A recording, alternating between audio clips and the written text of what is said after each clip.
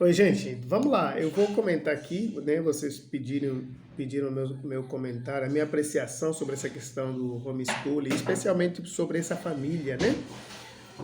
O que eu tenho pensado nesses dias, eu até tentei fugir desse assunto, mas esse assunto do homeschooling é um assunto que não devia, na minha opinião, não devia ser mais um ponto de tensão na relação entre família e Estado, por vários motivos. O primeiro deles, a Constituição de 1988, no artigo 205, já garante isso, que é responsabilidade de quem? É papel do Estado e da família. Então, temos duas esferas de poder aí nessa questão da relação, na formação primária das crianças, né? Eu pesquisei sobre isso, eu pesquisei no meu mestrado sobre educação de qualidade nos anos iniciais.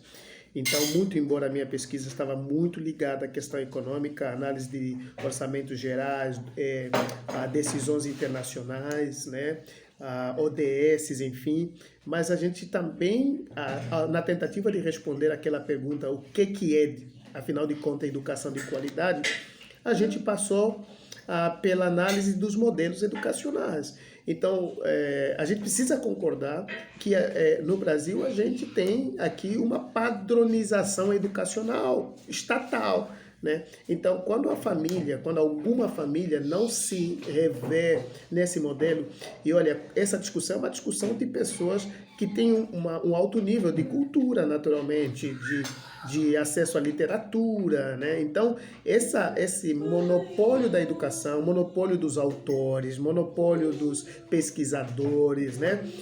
Para essas famílias não lhes soa muito agradável. Por exemplo, o autor americano que foi, me parece, Nobel na educação, ele ganhou um prêmio importante na educação, John Taylor Gatto, esse autor, ele é muito conhecido por um livro que ele escreve, Emborrecimento Coletivo, mas tem um outro livro dele, depois vocês podem ter acesso, que fala sobre a instrução em massa, alguma coisa assim nesse sentido, e ele já faz essas críticas, né, do nosso modelo educacional, faz a crítica, por exemplo, do enfileiramento das crianças em sala de aula, e ele, inclusive, né, o John Taylor Gatto, eu estava lendo um artigo dele, né, que foi traduzido para o português, que ele estava falando que esse é o modelo industrial, esse é o modelo igual da indústria, da Revolução Francesa, enfim, é uma discussão muito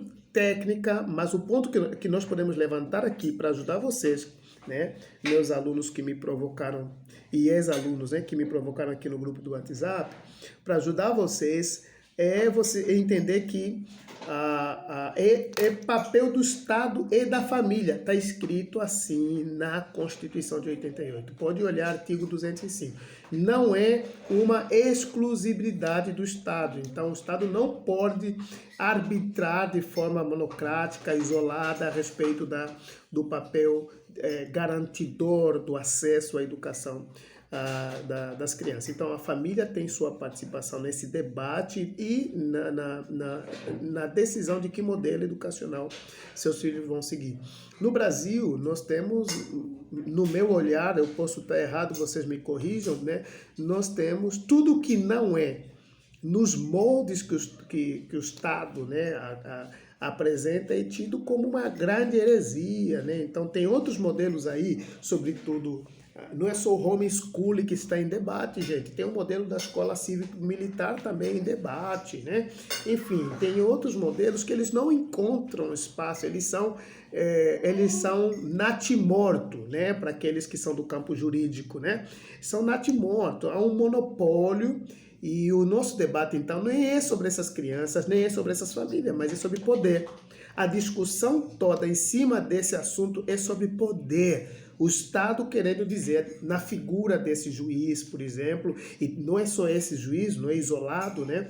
Vários indícios o Estado dá dizendo que, olha, a vossa segurança, a vossa educação, a vossa alimentação, tudo está sob a responsabilidade do Estado, né?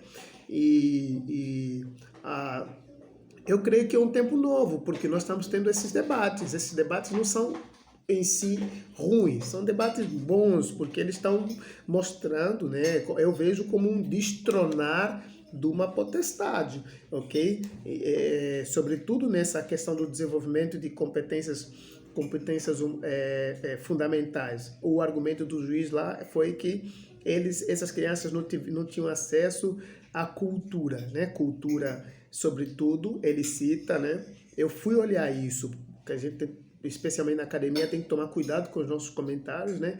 Ele cita que as crianças não teriam acesso ao sertanejo, não teriam acesso ao funk, né? Então, veja, até a compreensão sobre cultura do juiz está contaminada pela baixa cultura, né? Pela cultura mais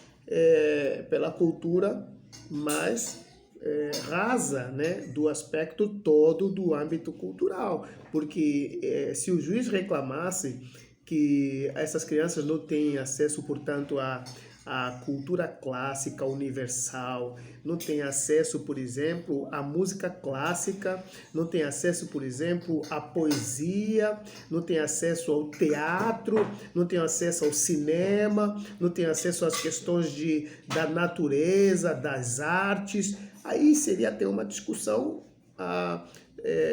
universal. Esse cidadão que está sendo formado, essa criança, ela não mora só no Brasil, ela mora dentro do planeta Terra, ela tem que se conectar com todos os elementos culturais. E me parece que esse também é um ponto cego na nossa educação brasileira, né? Muitas das nossas crianças, elas não conseguem dialogar com as crianças da mesma série de outros lugares, de outros países. E eu não estou falando dos lugares com maior desenvolvimento econômico, enfim. Não, estou falando de lugares onde o PIB é parecido, mas nossas crianças não têm habilidades técnicas, comportamentais e as habilidades fundamentais para lidar com isso.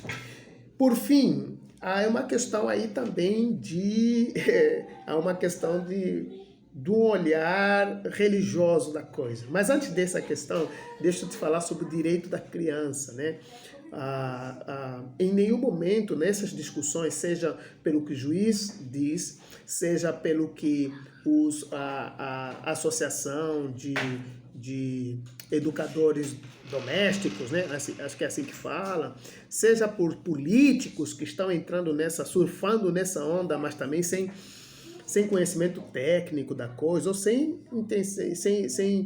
mais do que conhecimento técnico, vontade política para discutir isso do nível mais elaborado, mais sério. Me parece que o que me chateia na nossa política é que a gente sempre está debatendo coisas tão sérias, mas de forma tão superficial, tão fugaz, né? Então, enfim. Então, antes dessa questão, o direito da criança, né? Então, a criança perdeu algum direito? Não. Porque quais são os direitos da criança, né? Direito à alimentação, à educação, moradia. A criança perdeu algum direito? Não perdeu nenhum direito, né? Então, é um emborrecimento coletivo, se a gente pudesse fazer o uso das palavras de John Taylor Gatto, né?